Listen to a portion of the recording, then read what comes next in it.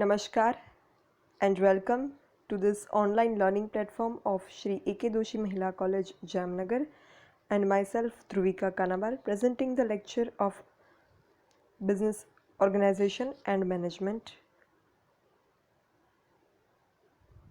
આપણે make in India મૂવમેન્ટનું discussion કરી રહ્યા હતા, જેમાં આપણે મેક ઇન ઇન્ડિયા અભિયાન જે છે એના મહત્ત્વ અને ફાયદાઓ વિશે આગળના લેક્ચરમાં વાત કરી કે કઈ રીતે આ જે મેક ઇન ઇન્ડિયા મૂવમેન્ટ છે એ ભારતીય અર્થતંત્રને વિકસિત બનાવવાની દિશા તરફનું પગલું છે, કઈ રીતે એનાથી ઉત્પાદન ક્ષેત્રનો વિકાસ થશે, જેનાથી રોજગારી વધશે, ગુણવત્તાલક્ષી જીવનશૈલી વિકસશે, ઝીરો ડિફેક્ટ અને ઝીરો ઇફેક્ટ પોલિસીના લીધે શું લાભ થશે, કઈ રીતે જે છે એ ભારત મેન્યુફેક્ચરિંગ હબ બનશે, કઈ રીતે વિદેશ વેપારના લાભો અને નિકાસ જે છે એના લાભ ભારતને મળશે, કઈ રીતે જે છે એ વહીવટીય પારદર્શિતા આવશે, ધંધા ઉદ્યોગના સ્થાપનામાં સમાવેશી વિકાસ સમગ્ર દેશનું કઈ રીતે થશે, વિદેશી મૂડીરોકાણ જે છે એ વધશે અને જે આ સમગ્ર યોજના છે એનાથી કઈ રીતે જે છે એ રાષ્ટ્રનો વિકાસ થશે, જીડીપી વધશે, રાષ્ટ્રીય આવક વધશે અને માથાદીઠ આવક વધશે, જીડીપી નેશનલ ઇન્કમ અને પર કેપિટા ઇન્કમ જે છે એ વધશે કે જેનાથી ઓવરઓલ રાષ્ટ્રનો વિકાસ થશે.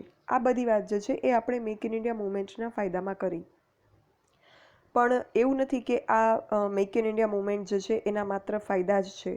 જેમ દરેક સિક્કાની બે બાજુઓ હોય એમ આ જે યોજના છે મેક ઇન ઇન્ડિયા મૂવમેન્ટ એમાં પણ અમુક જે છે એની મર્યાદાઓ છે, એના ગેરફાયદા છે કે એના ગેરલાભ છે, એના ડિસએડવાન્ટેજીસ લિમિટેશન્સ છે. મેક ઇન ઇન્ડિયા મૂવમેન્ટ જે છે એ આપણા વડાપ્રધાન શ્રી નરેન્દ્ર મોદીએ રજૂ કરેલું એક ફૂલ ગુલાબી સ્વપ્ન છે, પણ તેને સાકાર કરવા માટે અનેક પડકારોનો સામનો કરવો પડશે અને વિશ્વ સમક્ષ સમર્પણ પણ કરવું પડે એવી પરિસ્થિતિ આવશે. આ અભિયાનના મર્યાદાઓ કે ગેરલાભ જે છે એની જો વાત કરીએ તો એક તો આંતરરાષ્ટ્રીય કંપનીઓને ભારતમાં ઉત્પાદન કરવા માટે આમંત્રણ આપવાનું અહીંયા જે છે એ યોજના છે. તો આનાથી શું થશે કે પહેલાં તો આંતરરાષ્ટ્રીય કંપનીને ભારતમાં જે છે એ એન્ટ્રી આપવા માટે આપણા દેશની જે અમુક શરતો છે એમાં આપણે ફેરફાર કરવો પડે. આ કંપનીઓની જે શરતો છે એના અનુસાર જે છે આપણા દેશના કાયદા કાનૂનમાં અને શરતોમાં ફેરફાર કરવો પડશે. તો ઘણી વખત એવું પણ બની શકે છે કે આ જે ફેરફાર શરતોમાં કરવામાં આવે એ આપણા માટે પોઝિટિવ પુરવાર ન પણ થાય, આપણા માટે જે છે એ ફાયદાકારક પુરવાર ન પણ થાય. એના બદલે જે છે ઘણી વખત એવું પણ થાય કે આંતરરાષ્ટ્રીય કંપનીઓને ભારતમાં ઉત્પાદન કરવા માટે એન્ટ્રી આપીએ, આપણે આમંત્રણ આપીએ, આપણા દેશની જે શરતો છે એ કંપનીની શરતો મુજબ આપણે એમાં ફેરફાર પણ કરીએ તો એના લીધે જે છે એ ભારતના લઘુ ઉદ્યોગ સાહસિકોને નુકસાન પહોંચી શકે, આવું પણ બની શકે. તો એના લીધે જે રોજગારી વધારવાની, બેરોજગારી ઘટાડવાની, ગરીબી જે છે એનો પ્રશ્ન દૂર કરવાની બધી બાબતો જે છે એ અહીંયા એ જે બધી યોજના છે એનું પૂર્ણ વિરામ મુકાઈ જાય. બીજું કે ઘણી વખત એવું થતું હોય છે કે આ જે કંપનીઓ છે આપણા દેશમાં આવે એ ઘણી વખત રોજગારીના લાભો જે છે એ આપણા દેશની જનતાને નથી આપતી. એની પોલિસી જે છે એ અમુક પ્રકારની હોય કે એ લોકો પોતાના કર્મચારીઓ જે છે એ મોકલે છે. તો આપણે જે યોજના બનાવી છે કે રોજગારી વધે આ યોજનાથી, તો એ વસ્તુનું પણ અહીંયા જે છે એ શક્ય બનતું નથી. તો આ રીતે આ યોજનાનો જે છે એ આ એક ગેરફાયદો છે જો આપણે આંતરરાષ્ટ્રીય કંપનીઓને ભારતમાં ઉત્પાદન કરવા માટે આવકારીએ તો. એના પછી બીજો એક ગેરફાયદો છે આ અભિયાનનો. આ અભિયાન જે છે એ કૌશલ્ય કેન્દ્રિત છે. સ્કિલ ડેવલપમેન્ટની આપણે અગાઉનો ટોપિક ચર્ચા કરી હતી, તો સ્કિલ ડેવલપમેન્ટ જે છે એ કેટલું અગત્યનું છે એ ચર્ચા આપણે કરી. સ્કિલ ડેવલપમેન્ટ થવાથી દેશને શું ફાયદો થાય એની ચર્ચા કરી. અને જે આ મેક ઇન ઇન્ડિયા મૂવમેન્ટ છે એ મૂવમેન્ટને સાકાર કરવા માટે, શક્ય બનાવવા માટે કે સફળ બનાવવા માટે સ્કિલ ડેવલપમેન્ટ જે છે એ પૂર્વ શરત છે. આ અભિયાન જ કૌશલ્ય કેન્દ્રિત છે. કૌશલ્ય વિકસિત હશે, જો કૌશલ્યવાન જનતા પ્રજા હશે જો દેશમાં, તો જ આ અભિયાન જે છે એ સફળ બની શકશે. પરંતુ એક સમસ્યા અત્યારે એ છે, શૈક્ષણિક ક્ષેત્રે આપણા દેશમાં પ્રગતિ થઈ છે, શિક્ષણમાં ધરખમ ફેરફારો થયા છે અને હવે આ નવી એજ્યુકેશન પોલિસી જે એનાઉન્સ કરવામાં આવી છે એના દ્વારા પણ ઘણા બધા ફેરફારો થશે. પણ એ બધા ફેરફારો કે એ બધું શૈક્ષણિક ક્ષેત્રના વિકાસની સાથે જો વાત કરીએ તો અમુક દૂષણો પણ હજી જોવા મળે છે. શિક્ષણ માફિયાઓ જે છે એ ઘણી વખત નકલી ડિગ્રીઓ બનાવી આપતા હોય. આપણે જોઈએ છીએ કે શૈક્ષણિક ક્ષેત્રે જેટલી પ્રગતિ થાય છે આપણા દેશમાંથી જે કૌશલ્ય બહાર આવે છે, ફોરેન કન્ટ્રીઝની જે ટોપ કંપનીઝ છે એના સીઈઓ આપણા દેશના નાગરિકો હોય છે. એટલે એ આપણા દેશના શિક્ષણના સ્તર કેટલું ઊંચું અને શ્રેષ્ઠ છે એ જ વસ્તુ સાબિત કરે છે. પણ એની સાથે સાથે જે આપણે જોતા હોઈએ કે અમુક જગ્યાએ જે છે નકલી ડિગ્રી બનાવતા કૌભાંડો જે છે એ પકડાય છે, તો એ વસ્તુ જે છે એ આ બાબતને એટલી જ ખોખલી બનાવી નાખશે. કારણ કે નકલી ડિગ્રીઓ આપવામાં આવશે તો એનાથી જે છે એ કૌશલ્ય વિદ્યાર્થીઓમાં નહીં આવે. કારણ કે ડિગ્રી ખાલી એક પેપરની વાત નથી, એમાંથી તમે જે શીખો છો, કોઈ પણ કોર્સ તમે કરો, કોઈ પણ શૈક્ષણિક કાર્યક્રમ તમે જે છે એમાં ભાગ લો, ત્યારે એમાંથી તમે કંઈક નવું શીખો, એમાંથી તમે બહાર આવો ત્યારે એક વ્યક્તિ તરીકે જે છે તમે થોડાક ડેવલપ થાવ, તમારી વિચાર શક્તિ ખીલે, તમારા નૈતિક મૂલ્યો જે છે એ ડેવલપ થાય. એ બધી જ બાબત જે છે એ ડિગ્રી મેળવવાની સાથે સાથે કે એના કરતાં પણ વધારે અગત્યની છે. તો જ્યારે આ નકલી ડિગ્રીના કૌભાંડો શિક્ષણ માફિયાઓ દ્વારા જે છે એ ચલાવવામાં આવે તો કૌશલ્ય વિકાસમાં જે છે આપણે નબળા પડી જઈએ. તો આ પણ એક જે છે એ આ અભિયાન આડે આવતો એક અવરોધ છે.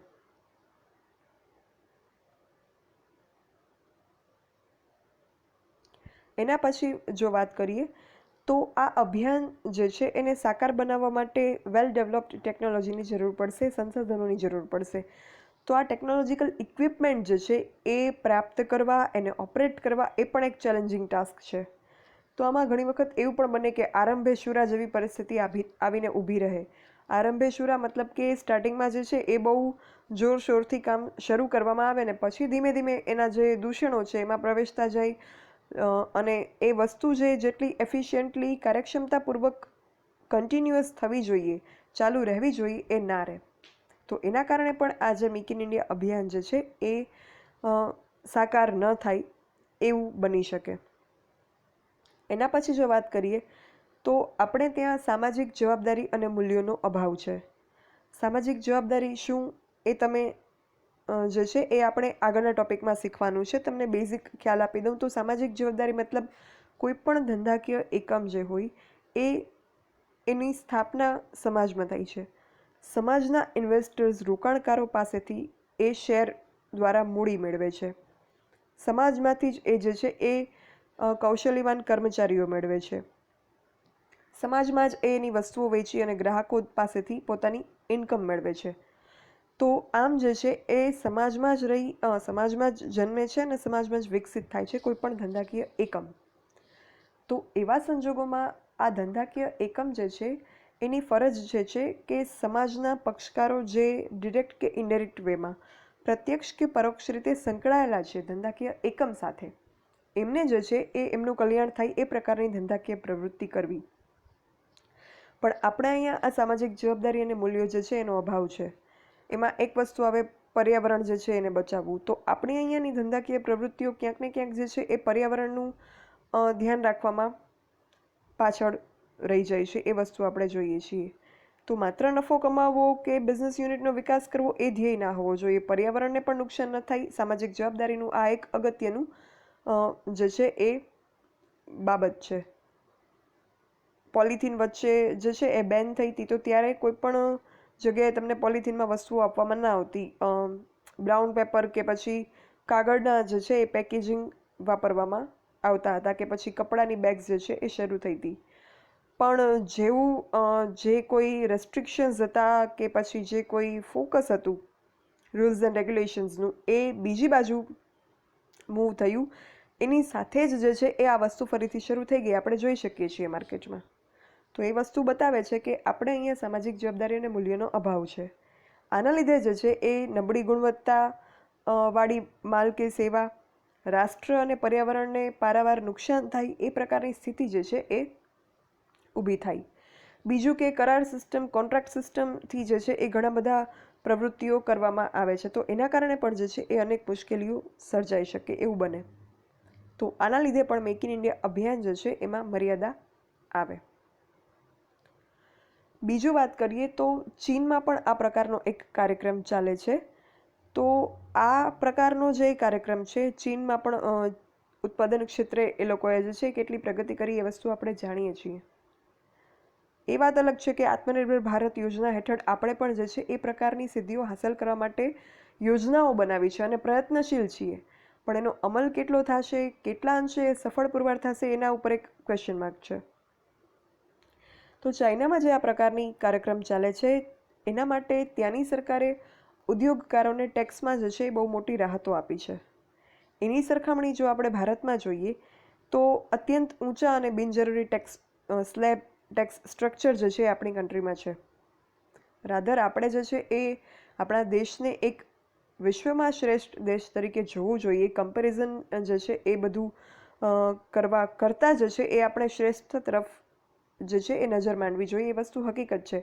પણ જ્યારે પણ કોઈ પણ યોજના જે છે એનું ઇવેલ્યુએશન કરવામાં આવે, કોઈ પણ પ્લાન જે છે એનું એનાલિસિસ કરવામાં આવે, ત્યારે એ પ્રકારનો પ્લાન કોઈ બીજી જગ્યાએ જો ઇમ્પ્લિમેન્ટ થયો હોય તો એને કમ્પેર કરવામાં આવતો હોય છે કે એવી જે છે એ શું કસર રહી ગઈ, શું લૂપ હોલ્સ છે આપણા પ્લાનના ઇમ્પ્લિમેન્ટેશનમાં કે જે છે એ જેના લીધે જે ધાર્યા પરિણામો છે એ આવતા નથી. તો અહીંયા એક ટેક્સ ઇસ્યુ જે છે એ છે આ યોજનાના અમલીકરણમાં.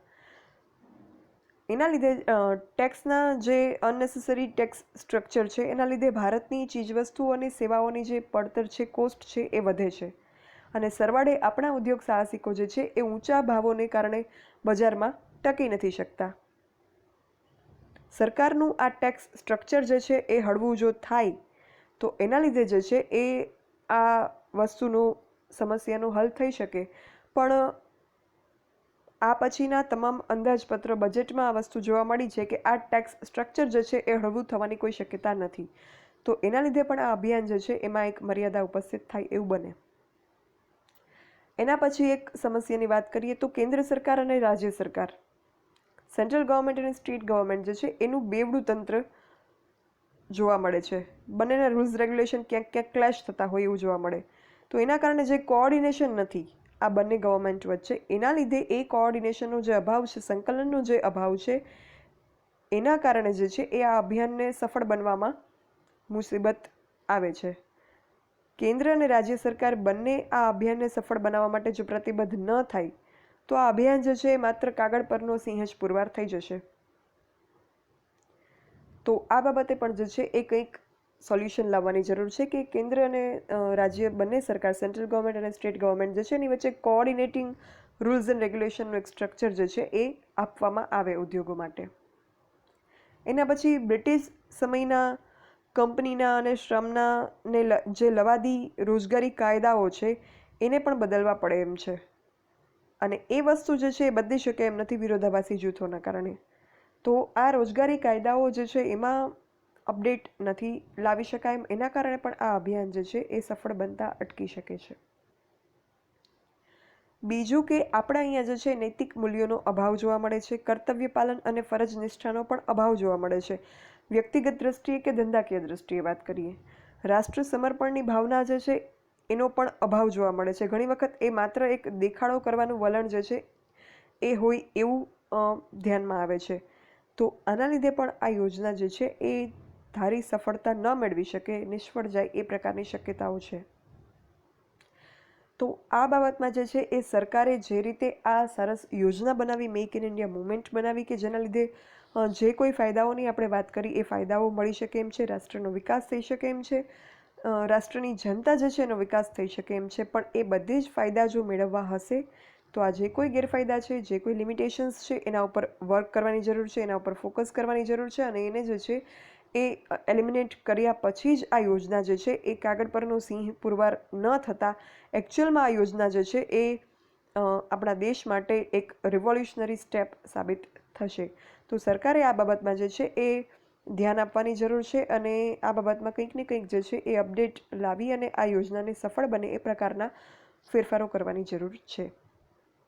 તો અહીંયા જે છે એ આપણું આ મેક ઇન ઇન્ડિયા મુવમેન્ટ જે છે એનો ટોપિક પૂરો થાય છે. આ મેક ઇન ઇન્ડિયા મુવમેન્ટની ટોપિક જે છે એમાં આપણે આ મુવમેન્ટ શું છે, શેના માટે છે, આ મુવમેન્ટના ઓબ્જેક્ટિવ્સ ઉદ્દેશો શું છે, આ મુવમેન્ટ અંતર્ગત કઈ કઈ દરખાસ્તો પ્રપોઝલ્સ જે છે એ મૂકવામાં આવ્યા, આ મુવમેન્ટના ઇમ્પ્લિમેન્ટેશન માટે જે છે એ શું કરવામાં આવ્યું છે, આ મુવમેન્ટ અંતર્ગત વિકાસની તક ધરાવતા કયા 25 ઉદ્યોગો જે છે એનું લિસ્ટ બનાવવામાં આવ્યું છે કે જે ઉદ્યોગોનો વિકાસ થવાથી આ મુવમેન્ટ જે છે સફળ બનશે, અને આ મુવમેન્ટના ફાયદા શું છે અને એની મર્યાદાઓ શું છે કે જેના પર વર્ક કરવાથી આ મુવમેન્ટને સફળ બનાવી શકાશે. એ બધી જ ચર્ચા જે છે એ આપણે આ પોઈન્ટમાં, આ ટૉપિકમાં કરી. અહીંયા આ ટૉપિક જે છે એ પૂરો થાય છે. આપણે જે 7 ટૉપિકની ચર્ચા કરવાની હતી, ધંધાકીય વિકાસ માટે સરકારશ્રીના સહયોગથી જે અમલમાં મુકાયેલા છે 7 મુવમેન્ટ્સ, એની ચર્ચા કરવાની હતી. એમાંથી આપણે ટેકનોલોજીકલ નવીનીકરણ, કૌશલ્ય વિકાસ અને મેક ઇન ઇન્ડિયા અભિયાન, મેક ઇન ઇન્ડિયા મુવમેન્ટ અહીંયા આજે પૂરું કર્યું. નેક્સ્ટ 4th જે છે સામાજિક જવાબદારી અને મૂલ્યો, સોશિયલ રિસ્પોન્સિબિલિટી એન્ડ એથિક્સ, એની ચર્ચા જે છે એ હવે આપણે નેક્સ્ટ લેક્ચરથી શરૂ કરીશું. Thank you. For any queries or doubts, you can write me on this mail dbk.dhruvika@gmail.com. Thank you.